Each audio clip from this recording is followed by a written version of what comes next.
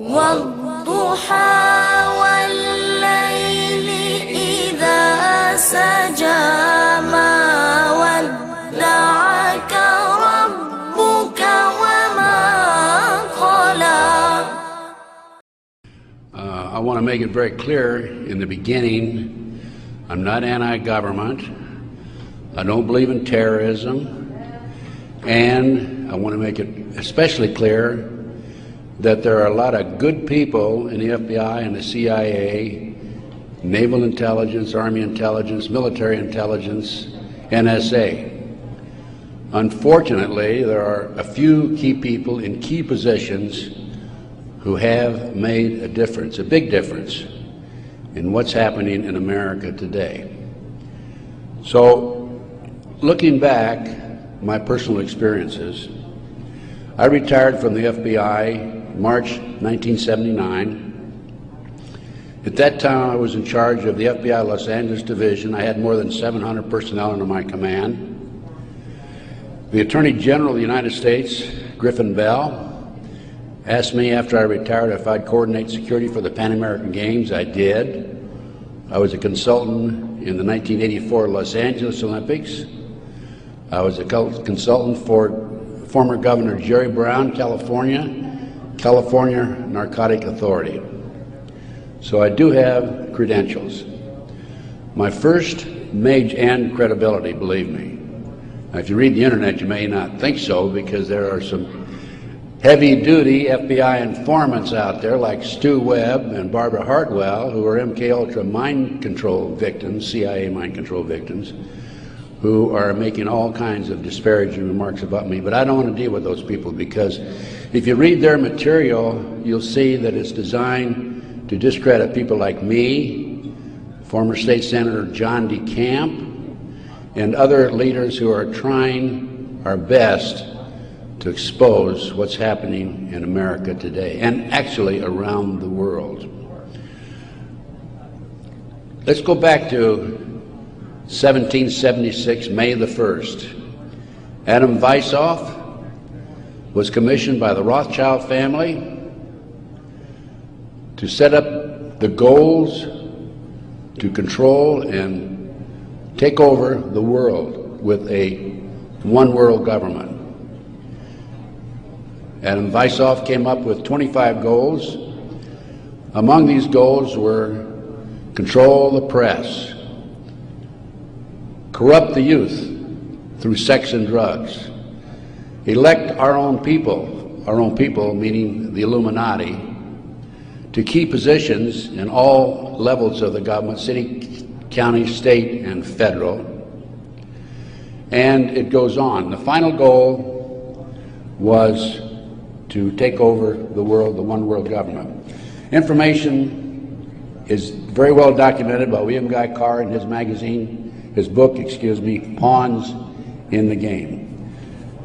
When I retired, I had no idea what was going on. I had no idea about the Illuminati. I had no idea about Adam Weishaupt. However, my first major investigation when I returned from Puerto Rico was a Dr. Jeffrey R. McDonald case. He's a former Green Beret doctor who was convicted of murdering his wife and 2 children at Fort Bragg, February 17, 1970. He'd been tried and convicted and sentenced to 3 consecutive life sentences. I was asked by the defense team to investigate the case because they claimed that Dr. McDonald was innocent. I said I would, but if I learned that he murdered his wife and 2 children, I would discontinue my investigation, no longer become involved. I want you to know I'm still working for Dr. McDonald. He is an innocent man. Now, once I became involved in the case, I had to read everything, and I learned that evidence was lost, evidence was stolen, evidence was altered. An FBI agent, Paul Stombaugh, lied before the grand jury. And most important of all, Colette, the wife, had skin where she had fought off the assailants under her fingernails. That skin was handed over to William F. Ivory, the chief investigator for the Army, and it has disappeared.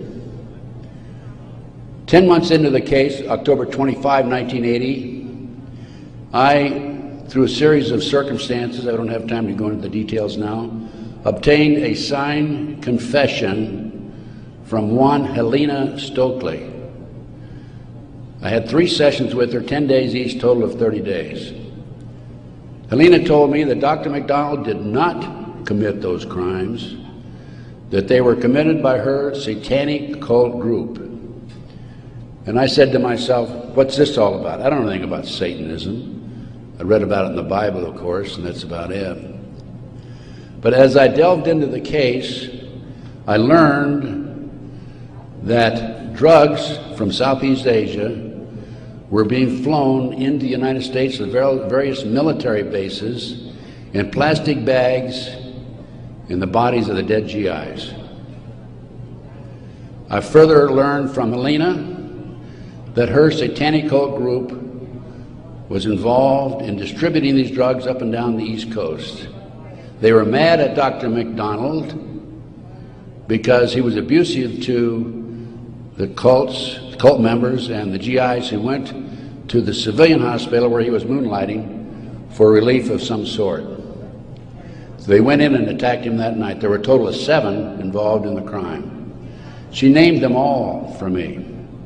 Right now, today, I know where some of them are located. But to further check and document this, I went to the UCLA library, and I found out, in fact, in the Time magazine, January 1, 1973, there was an article about bringing drugs in plastic bags in the body cavities of dead GIs. There was no question in my mind Helena was telling the truth. I gave her a polygraph test and she passed. I had her examined by a psychiatrist and she passed. And as a matter of fact, the government themselves had given her a polygraph examination early in their investigation before I entered the case. And Byzantine, the Army polygraph operator, said that she thought that she was telling the truth. She thought she was there that night. Now, the most recent series of events in the McDonald case, now I'm telling you a little bit about the McDonald case because that's what woke me up as to what was going on. It was after that I started researching and went back and found out about the Illuminati. Illuminati/Satanism. It was after that I learned considerable more about what was going on. And the most recent information, Dr. McDonald, who's been in the penitentiary for some 25 or 26 years now, appeared before a parole board just 2 days ago, his first that he's ever appeared before a parole board. And the reason he had never appeared before is because, in his opinion, had he appeared before, it would be an admission of guilt. In this particular instance, he still claimed he was innocent, but he did appear before the board because he's a newlywed individual with a woman named Kathy. And of course, if you read the papers in the last 2 days, his parole was turned down, and the parole board made him eligible for another hearing in 15 years. This poor man not only lost his wife and 2 children, he has served 25 years in the penitentiary and another 15 years to go. He's 61 years old. I am still working the case.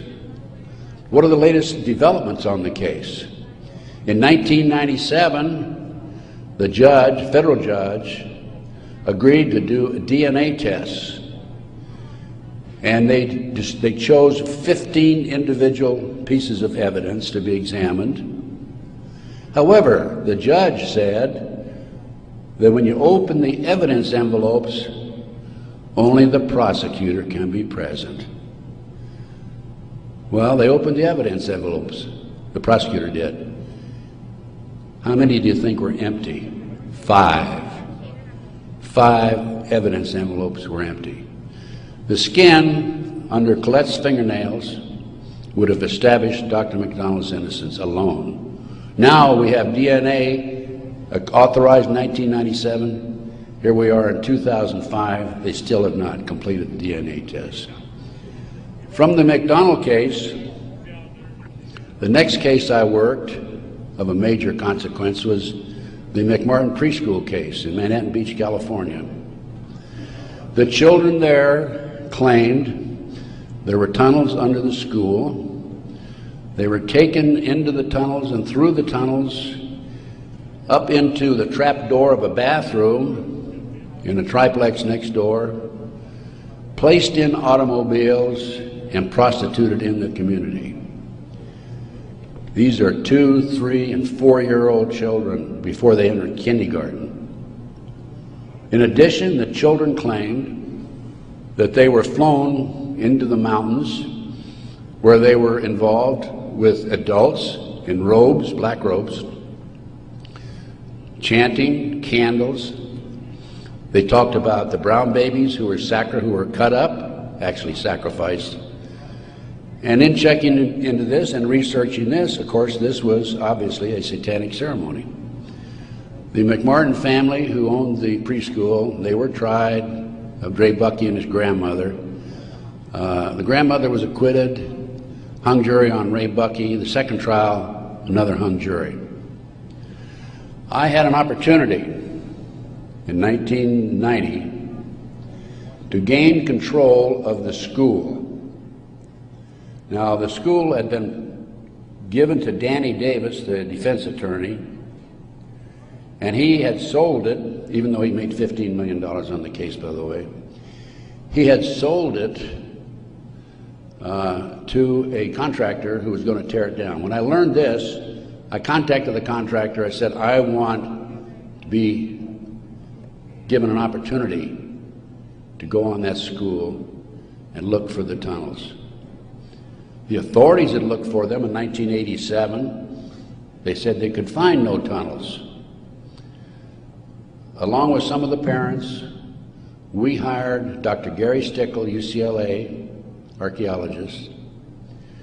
He hired his crew and brought them in.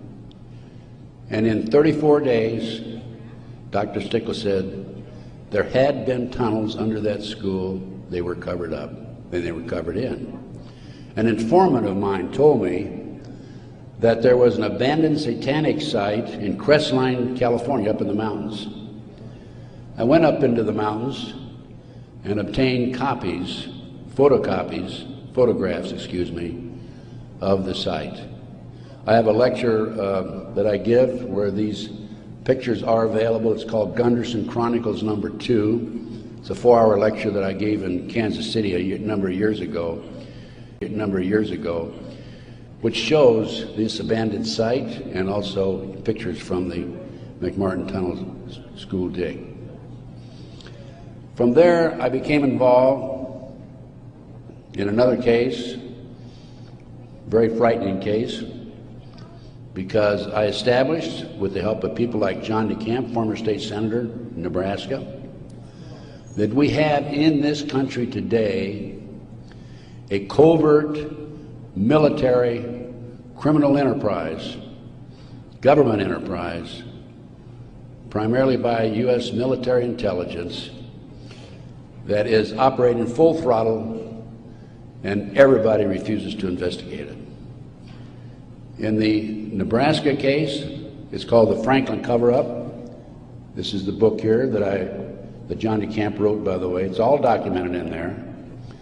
And in that particular instance, they were taking children out of foster homes, orphanages, Boys Town, driving them from Omaha, Nebraska to Sioux City, Iowa, 184 miles away, placing them in private jets and flying them to Washington, D.C. for sex orgies with prominent people, including congressmen, senators, and certain people in the White House. It's well documented. I have personally talked to Paul Benassi. I had a 5-hour interview with him. It's a tape that's available. I don't have it with me here, but you can order it. I have a 5-hour interview with Paul that he gave me in 1993. Paul told me how he was used. He was part of the kidnapping crew and was used as a decoy when he was 10, 11, 12 years old in parks, shopping malls to attract the children over near where the adults were in a car waiting for them. They throw them in the back seat, chloroform them, and make off with them. Paul also told me that these children, many of them become sex slaves. Many of them are used as toys. The boys, they call the boys toys. I don't know what they call the girls. But these degenerate, sick people, the men are more interested in the little boys than they are the girls for some reason. But it's all well documented. Paul drew the inside living quarters of the White House. Now, this information broke in about 1987. That's about right after I entered, just before I entered the case. I replaced a fellow named Gary Caradori, who was the investigator for a Nebraska Senate committee. Gary met the official photographer of the group, who had split from the group, defected, and agreed to take the pictures that this official photographer gave him, and they met in Chicago, agreed to take the pictures back to the committee. He flew out of Chicago in his private plane, a short distance out of Chicago. The plane exploded in midair, and his briefcase has never been found. He and his 11-year-old boy died. His briefcase has never been found. The rear seat of the airplane has never been found. I had made every attempt possible to obtain possession of or control of that plane, because I wanted to examine it for bomb chemicals, particularly the back seat. It's no longer available. Nobody knows what happened to it. Gary Caradori was a civilian, yet it was taken to a military base for examination. A deputy sheriff was the first one on the scene. He saw the pictures. He started picking up the pictures. An FBI agent came along, took the pictures away from him, told him to keep his mouth shut. He started talking to a few people. A year later, his wife was murdered. He's no longer talking. This international child kidnapping ring, I later learned, was out of Washington, D.C. It was very active, and the organization is known as the Finders. And I have a report on the Finders back there. Everything I'm telling you is documented, by the way. The Finders has been established and operating throughout the 1960s up to the present time. It was exposed in 1987. They moved their operation to Wichita, Kansas, and they're operating right today in Wichita, Kansas. I have taken my report to the FBI a half a dozen times, demanded an investigation, and I have yet to be interviewed. So we have the Finders, we have the Franklin cover-up, which documents what I'm telling you. We have the pawns in the game. Pawns in the game is the Illuminati. This is the Illuminati/satanic movement in this country today. And the last thing I'm going to mention in the way of a book is why Johnny can't come home. Johnny Gosch was, September the 5th, 1982, a newspaper boy on a Sunday, and he was about to deliver his newspapers in West Des Moines, Iowa. He never delivered any newspapers. He disappeared. The mother, Noreen Gosch, was dumbfounded, didn't know what happened, demanded an investigation of the FBI and by the West Des Moines Police Department. The chief of police in West Des Moines said to her, even though he's disappeared, we do not have any witnesses who saw him being grabbed and placed in a car or being taken control of. So we're not going to investigate it. The FBI used the same premise. They refused to investigate it. Now, I've been involved in kidnappings in the FBI, and I can tell you that it's automatic within 24 hours, at the end of 24 hours, that we had to go in my day, This was back in the 50s, 60s, and 70s. We had to go in and start investigating the case after they've disappeared for 24 hours. Today, as I stand here and you sit there, the children are disappearing in this country at the rate of 83 per hour. That's over 700,000 children a year. Now, I can go back to July 1982. The Reader's Digest claimed there were 100,000 children disappearing every year.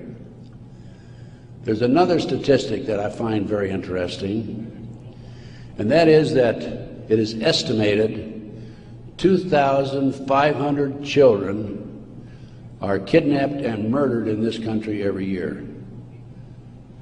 That's an unbelievable figure. Yet, the FBI refuses to investigate it. Now, after the Nebraska case, and part of the Nebraska case, most recently, we have a young man named Jeff Gannon, who has appeared in the White House using a fraudulent press pass. This has happened within the last month. Certain people in the White House were questioning him and were suspicious of him because when he would engage in a press conference with the president, President Bush, he was asking what they call soft questions. Soft questions meaning the president would have an answer for them, he'd look good. Somebody started checking into his background. They learned that he was actually an individual named Jim Guckert. This is all on the internet, by the way. And Guckert had a homosexual website. So Jeff Gannon is an alias of Jim Guckert. Now, his picture appeared in the internet, and he is believed to be Johnny Gosch, who was kidnapped September the 5, 1982. The mother, Noreen Gosch, who wrote this book, Why Johnny Can't Come Home, I have a 2-hour interview with her on video, available again if you want to check my order blank. She did not sit still for this. Can you imagine if the 83 mothers of children who disappear every hour would do what Noreen Gosch has done? We wouldn't have this problem today. She went to the FBI, demanded an investigation. They refused to investigate. The police refused to investigate because the case tied into the Franklin cover-up. Some of our top politicians in the country, leading businessmen. Harold Anderson was identified by the children, past publisher of the Omaha World Herald. The head of the Nebraska Forestry Service was identified by these children. There 80 children came forward in this Nebraska case. And it goes, as I said, right up to the White House. In 1987, according to Paul Benassi, he was furnishing toys, or little boys, young boys, to the sick people, certain sick individuals in the White House itself. I have the names of some of these people. No need to mention it here. Some of them are mentioned in the Franklin cover-up. But it does appear that Jeff Gannon is, in fact, Johnny Gosch. Noreen Gosch, the mother, has looked at the pictures. She believes it's Johnny Gosch because he has a scar on his right cheek about the size of a nickel. It's white. Gannon has a scar there also. Little Johnny Gosch had a birthmark on his left chest about 8 inches long. From looking at pictures of Jeff Gannon on the internet, it appears that he had a birthmark at one time, and there's been an attempt to erase it. I personally talked to one of the youngsters who was involved in this network. I've talked to several of them. And he assures me that Jeff Gannon is, in fact, Johnny Gosch. Well, how did Johnny Gosch get from West Des Moines, Iowa, 12 years old, all the way with the phony press pass into the White House as of a few weeks ago? Well, what happened to Johnny is that he was transported from West Des Moines, Iowa to Sioux City. He was placed on a farm for 3 weeks, sexually molested.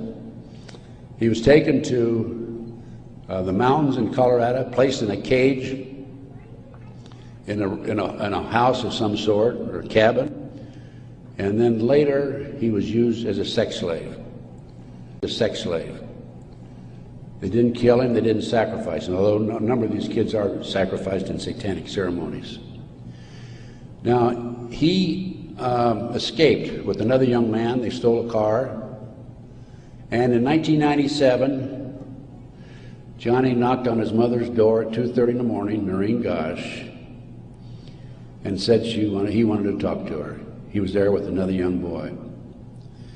He came in, he told Noreen, he says, "Mother, I was kidnapped. I've been placed in a covert military CIA-controlled, mind-controlled project and used as a sex slave." He said, "I can't come forward at this time because they will kill me." And then he left. Noreen says that's the last time she talked to him, 1997. Now, several years after that, a girl named Burns, who was a producer for 2020, decided to do a story on the Johnny Gosch kidnapping and the Nebraska case. And she interviewed me. In fact, I spent 5 days with her, gave her the benefit of all my research, which is available to you folks also. And then she got a lead that Johnny was hiding out on an Indian reservation in northern Minnesota. She went there and flushed him out, and he basically went into hiding, and now he shows up at the White House. He was a mind control victim. If you don't know anything about MK Ultra mind control program, it came into this country through the German scientists after World War II. They were involved with the Nazis during the war and prior to World War II in developing robots and individuals to be used on command for anything that they wished, including assassinations and other nefarious activity. The MK Ultra program, CIA mind control program, was investigated by Congress in 1987. Congress said, CIA, you got to quit doing that. You're bad boys. And they said, we will quit. Don't kid yourself. It's very active today. There are people like Barbara Hartwell out there who are mind control victims. She's another one who's been bashing me. I must be doing a pretty good job because I wouldn't have these people criticizing me on the internet like they do. And of course, it doesn't bother me in the least. But going back to the Nebraska case, MK Ultra, a lot of this training took place at Offutt Air Force Base in Omaha, Nebraska, which was Strategic Air Command headquarters. You recall after 9/11, the president flew to, I think it was to the south, someplace in Louisiana or New Orleans, and then he flew to Offutt Air Force Base in the afternoon of September the 11th, 01, and they had a party there that morning at 9:30 in the morning. He missed the party. He was sorry he missed the party. Warren Buffett was there, by the way. And the MK Ultra program has been very actively administered, not only at Offutt Air Force Base, at Fort Bragg, North Carolina, the place where Dr. McDonald's family was slaughtered in 1970. Now, the Nebraska case, I don't want to leave that without telling you that in the early 1990s, Yorkshire TV came to the United States with a camera crew for 7 months to do a documentary on it. They went back to England, produced the documentary, and they brought it over into the United States. It was listed in the TV guide to be aired on May the 3rd, 1994. When certain members of Congress found out about it, they threatened the cable industry with restrictive legislation. Somebody anonymously bought up the rights to the videotape or the documentary and ordered all copies destroyed. I just happen to have a bootleg copy of that documentary, and it is available. I have been selling these and these books and getting this report out of mine to anybody that's interested in it.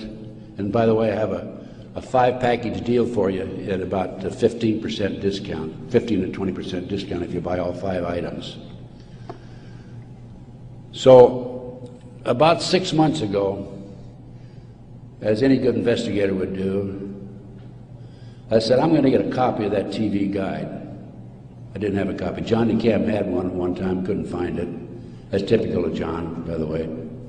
Good friend, great guy. And so I said, I'm going to get my own copy. So I wrote to TV Guide people, and I received a copy of the TV Guide for May 3rd, 1994. 10 p.m. Discovery Channel. It's not listed. A nature show is listed instead on the new reprinted edition. I'm not going to be outfoxed by these people. I went to the Los Angeles Times TV log. It's listed, Conspiracy of Silence. I called a friend of mine in Philadelphia, and I said, check the TV log for the Philadelphia Inquirer. Conspiracy of Silence is listed in the Philadelphia Inquirer. The power of the press. They changed and reprinted the whole TV guide. It never has been shown publicly in the United States, and I doubt if it ever will be shown publicly. But as I said, it is available to you. Now, that's not the end of the story for me, because I am continuously probing, continuously working, continuously talking to various sources and putting it on paper and documenting and getting the word out. This is the direction that we have to go. Americans, for the most part, are oblivious to what's really going on behind the scenes. One of the things that, in addition to the McDonald case, that got me thinking was the Jack Kennedy assassination. So I checked into that, and by the way, I used to be in charge of the FBI in Dallas, and also I was in charge in Los Angeles after Dallas. So in checking into the Jack Kennedy assassination, I learned, no question about it, that it was a joint hit by the CIA and the Chicago mob. Sam Giancana, head of the La Cosa Nostra in Chicago, 3 days before he was to testify before Congress, was shot and killed, murdered. This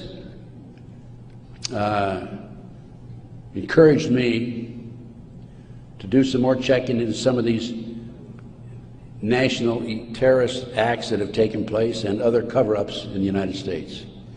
I interviewed the naval intelligence officer who on December 4th, 1941,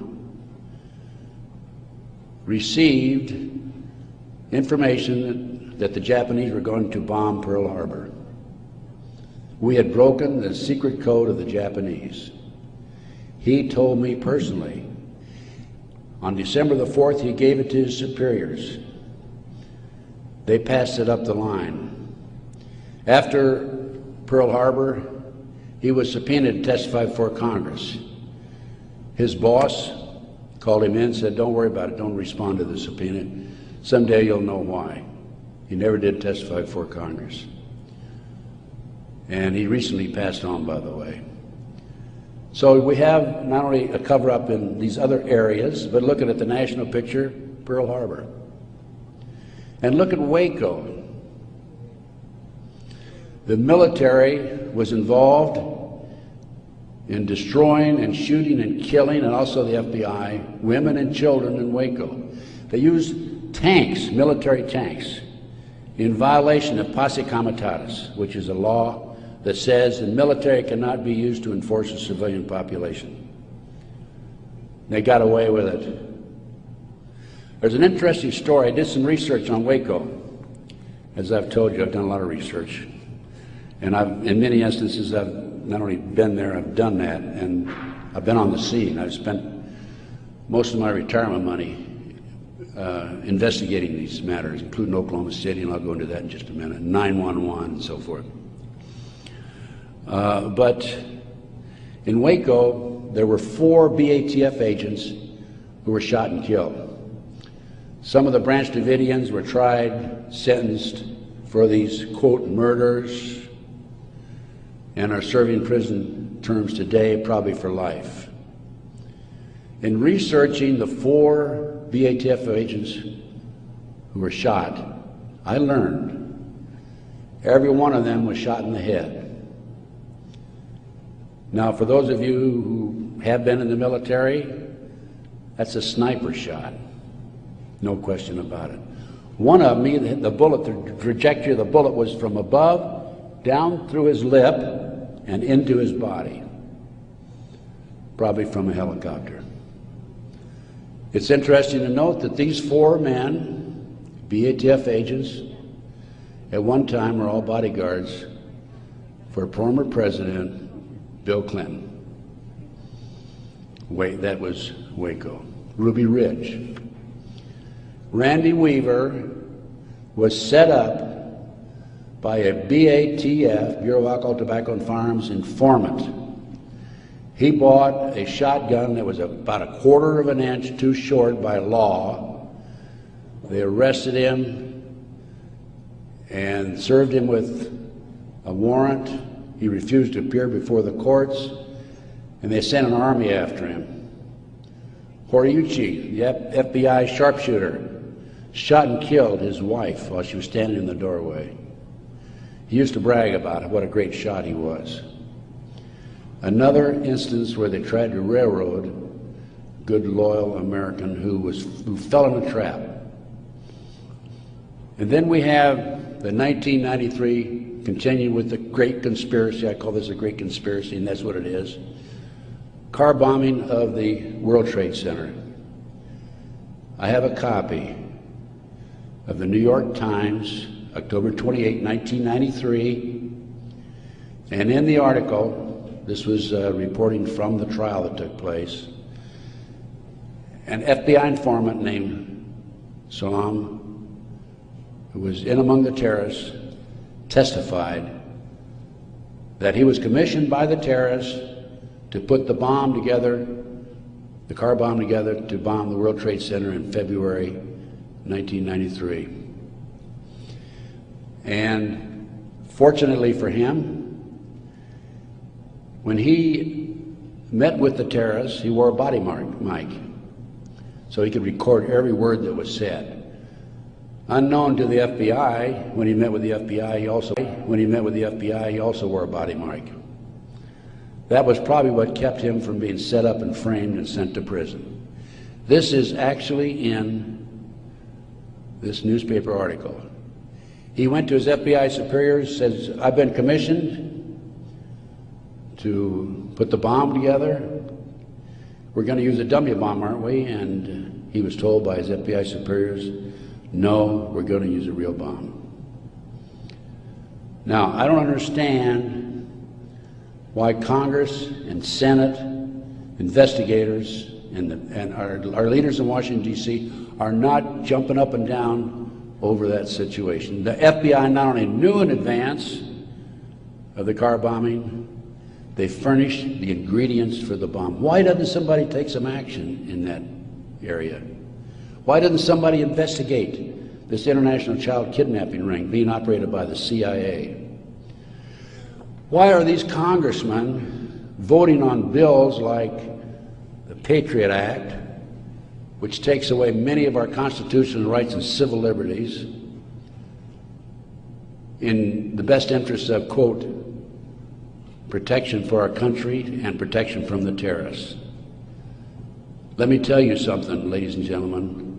There are people in our government, a rogue outfit, whatever, I'm not sure, who are actually behind these terrorist acts.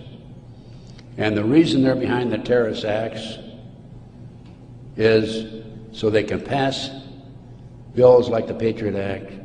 And the reason the congressmen and the senators vote for these stupid bills, stupid by our terms and our definition, is because many of them have been set up and framed through sex and drugs. So then we have Oklahoma City, 1995. I personally made 2 trips to Oklahoma City. I investigated Oklahoma City. Because of my report, the defense attorney for Timothy McVeigh sent 2 of his investigators to interview me. I spent 4 hours with them. Actually, I got a lot of information out of them. For example, they told me that they were allowed to tour the remains of the Murrah building in Oklahoma City in the presence of a U.S. Marshal, but they were not allowed under any circumstances to take soil samples or to pick up any evidence for examination. Stephen Jones was their attorney. I heard that they were going to tear down the building. Now, you can trace bombs through what they call the taggants, the chemicals. When I heard this, I called John DeCamp. I said, John, we've got to prevent that building from coming down. And I actually called an outfit in Chicago, the Pat Kennedy Group, who were specialists in examining evidence of this type. And John called McVeigh's attorney, Jones, and because John had a client he was representing who was involved in the case, Jones said, I'll handle the paper, we'll have a hearing, we will prevent that building from coming down. The next thing we heard, the building was coming down. John called Jones, what's going on? And he had no good answer for it. That was evidence. I've been at many a crime scene, and it is critical that the evidence be preserved. That was a huge cover-up. McVeigh wrote a letter to his sister. McVeigh was in Special Forces. The government says, military says, oh no, he flunked out. He didn't flunk out. He was recruited out of Special Forces, according to him, a letter he wrote to his sister, to be trained to be a CIA assassin and also to work for the CIA international drug operation, both against the competition and for the CIA pro-drug people. McVeigh was, in my opinion, an MK-Ultra mind control victim. He was visited in prison in Oklahoma and in Colorado by Dr. Jolly West. This was secret, by the way. I happened to find out because I made some phone calls to the right people. Jolly West was one of the foremost leaders, along with Sidney Gottlieb, in the CIA's MK-Ultra mind control operation. Why would somebody like Jolly West go interview McVeigh, not only in Oklahoma but also in Colorado during the trial? Because he was a mind control victim himself. At one time, it was reported, I think in the U.S. News and World Report, that McVeigh had a microchip in his buttocks. Our military reportedly have been using microchips to keep track of their soldiers. The bomb in the truck allegedly was a fertilizer bomb. The government first announced that it was a 1,500-pound bomb and then a 2,500-pound bomb, and I think it ended up being 4,800 pounds. That bomb that was in the truck destroyed half the building. A 4,800-pound fertilizer bomb, ammonia nitrate fertilizer bomb, dissipates and did not have the potential, the possibility of destroying that much of the building. After the Oklahoma City bomb went off, I had a call from a friend of mine, Michael Riconosciuto. For those of you who are making notes, look up in the internet, Riconosciuto. Michael Riconosciuto. I've been working with Michael since the early 1980s, 82, is when I first met him. He was a CIA agent, operative for some 2 decades. He was also an FBI informant at one time. His father owned the Hercules Manufacturing in Silicon Valley, California. Hercules Manufacturing developed what is known as the electro-hydrodynamic gaseous fuel device, which is a highly classified bomb. The bomb was actually manufactured by Dyno Nobel out of Salt Lake City. Now, Michael, in the meantime, is in jail now, right today. In fact, I talked to him yesterday because he started to talk before the Brooks Committee about a very interesting case involving the Promise software. The Promise software was in a computer operation that developed all kinds of intelligence information on you and I and every citizen in America. The Department of Justice leased it for 2 years. At the end of 2 years, they refused to pay Bill and Nancy Hamilton the $10 million they owed them. Then the Department of Justice, through Earl Bryant, past president of United Press International, took that computer and sold it around the world.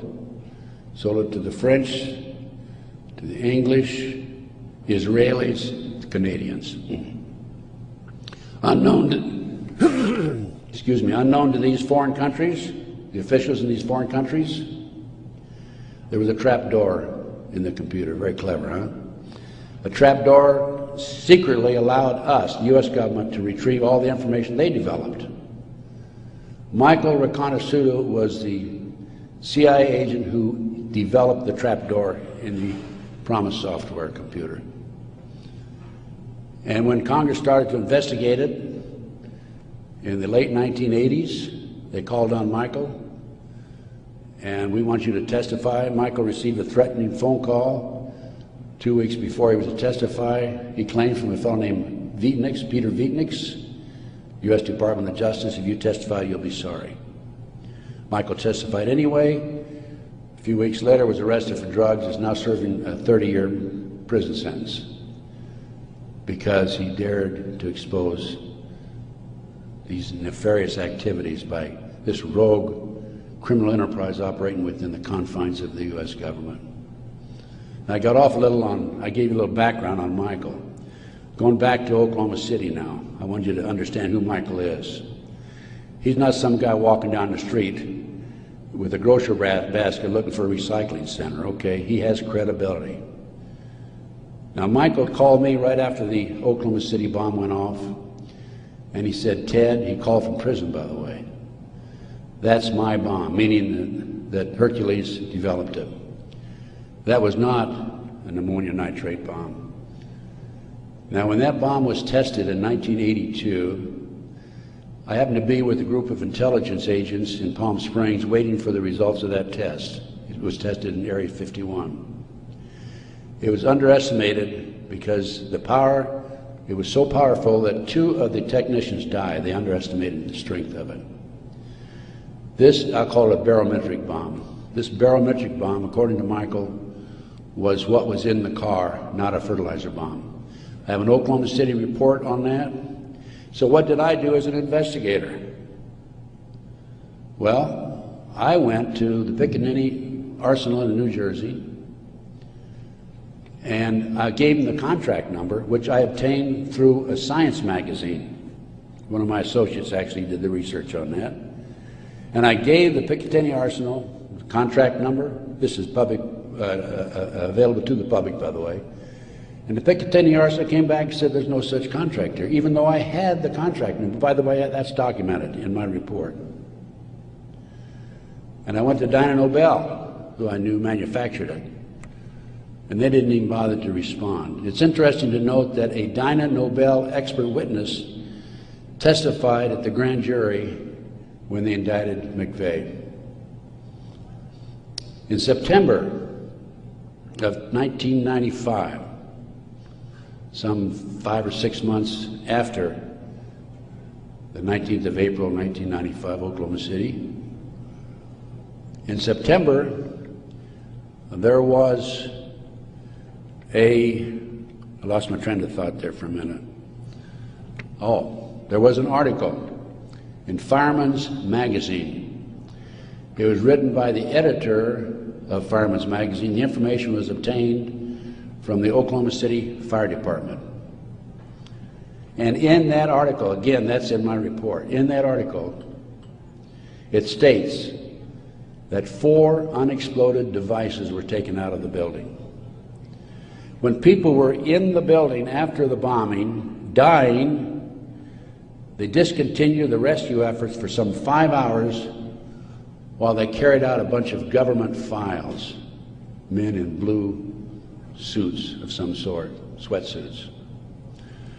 So what I'm telling you is, Oklahoma City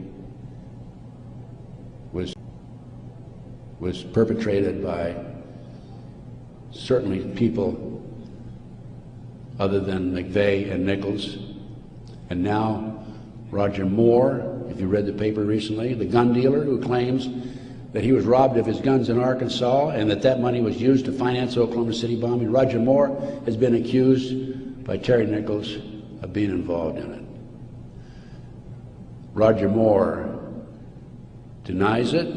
Roger Moore, at the time of the Oklahoma City bombing, was an FBI informant. I had an inside investigator in Oklahoma City tell me that there were at least 11 other individuals involved in Oklahoma City. Okay, that brings us up. We've gone through Pearl Harbor, Waco, Ruby Ridge, car bombing 93, Oklahoma City 95. That brings us up to 9/11. As I said, Michael's in prison. I'm his, quote, investigator of record, which means I'm like an attorney. I should have access to him on a regular basis. I represent this man. For a year prior to 9/11, actually a year and a half, I tried to get in and see Michael. He was in prison in northern Pennsylvania. I was in the Philadelphia area. The Bureau of Prisons would not allow me to see him. I finally was able to talk to Michael in January 2003. I flew to the East Coast, spent 3 days with him. Michael told me that he had developed information from among his contacts in advance of 9/11 that they were going involved in using missiles, airplane missiles, and they were going involved in skyjackings. They were training Arab terrorists, and also he knew the identity of the person in the United States, an Arab who lived in Paterson, New Jersey, who was the leader of terrorist activity by the Arabs in this country. Now, Michael had this information because, you're saying, how can Michael develop this information being in prison? Because I met with Osama bin Laden, along with Michael, and along with the State Department representative in the spring of 1986. At that time, I was contacted by a former top Ronnie Reagan official who said, can we help the Afghan rebels? They were our friends then. And I called Michael, I said, what do you think? And he said, let's meet. So there was a fourth fellow there. We didn't know at the time it was Osama bin Laden. Has actually used the name Tim Osman, traveling under Turkish passport. But because of Michael, I passed the ball to him. I just arranged for the meeting and went on. But Michael traveled all over the world putting this package together to furnish the Afghan rebels with the surface-to-air missiles that defeated the Soviets, really, shot down their helicopters. As a result of this, Michael developed sources inside the Arab world. And that's how Michael knew in advance about 911. Michael told the FBI on March the 20th, 2001, about this plan to use skyjack airplanes and use them as missiles. He also furnished to the FBI one of his sources, one of his confidential sources inside the Arab group. The FBI interviewed him, threatened him with prosecution, and deported him. That man, along with his family, have disappeared. We think that they're dead. The FBI refused, absolutely refused, to look into this situation. More shocking is that Michael had the names of the people who were obtaining the false names of the people, the Arabs who were obtaining false passports. Had their names. He had the source who could furnish him that information. He told FBI agent Keith Kutry, March 20th, 2001, excuse me.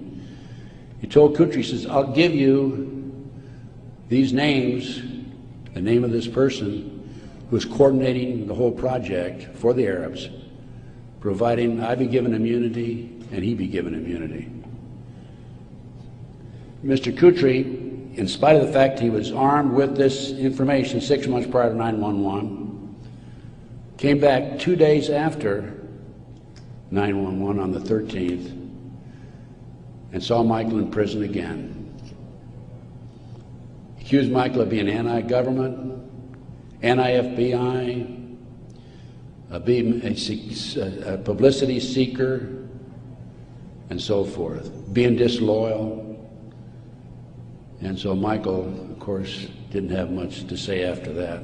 Michael's still in prison, as I said. But we had this information, the FBI had this information, did nothing with it. Kutry admitted on September the 13th, admitted that the FBI did nothing with it.